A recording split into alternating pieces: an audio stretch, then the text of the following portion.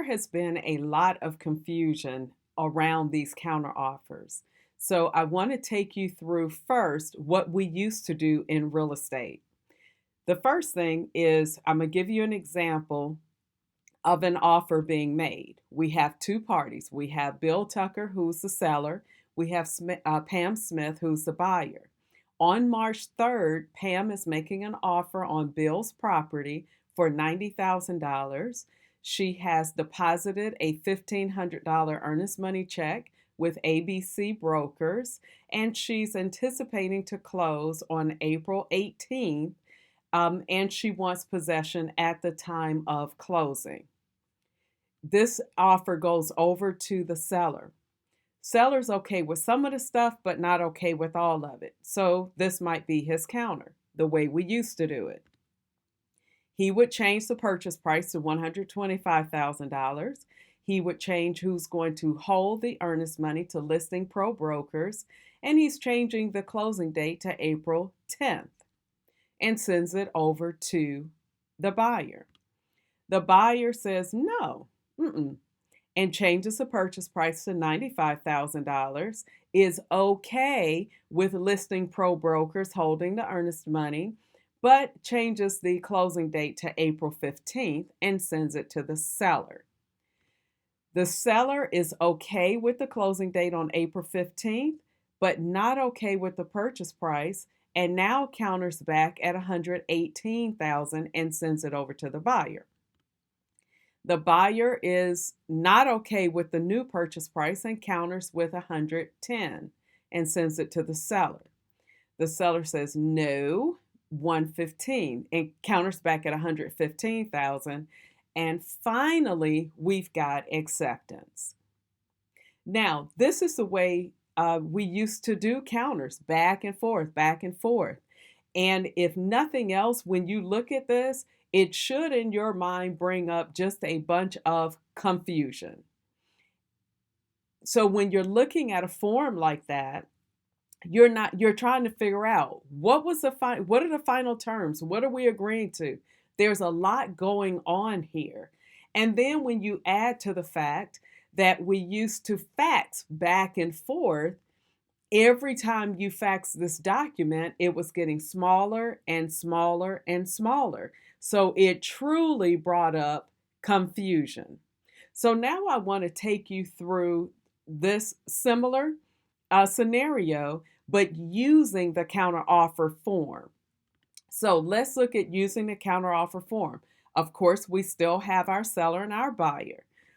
The initial offer, and I've added a couple of terms here, the initial offer, still on March 3rd, purchase price is $90,000, closing date to be April 18th, due diligence period for 12 days, holder of earnest money ABC Brokers, financing contingency period 30 days.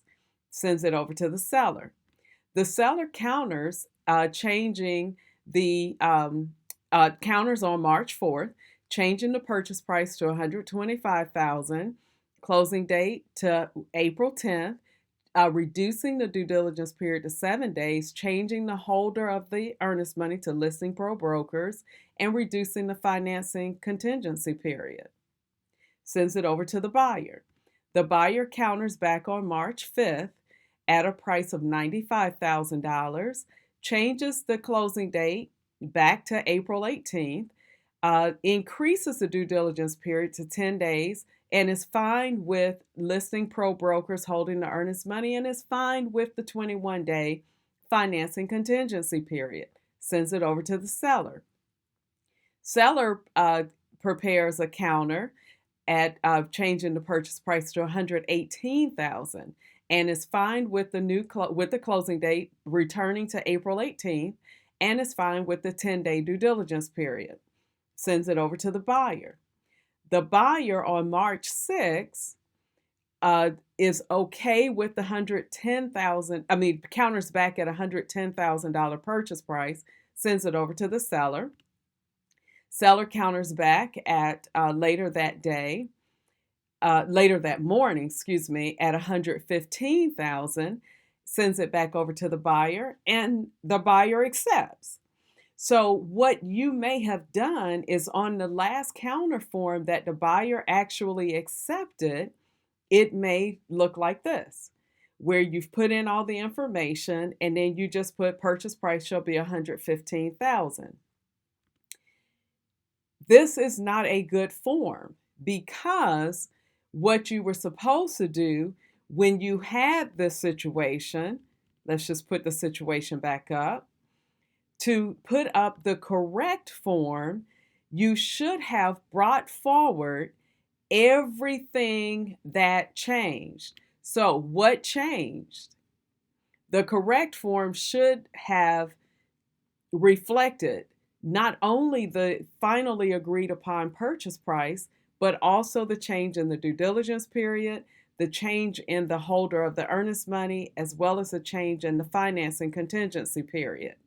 What you will notice on the correct form is that the closing date was not brought forth. The reason for that? There was no change from the original offer.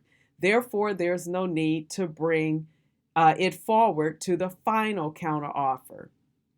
So, my hope is that this has assisted you in how to use this form. See you next time.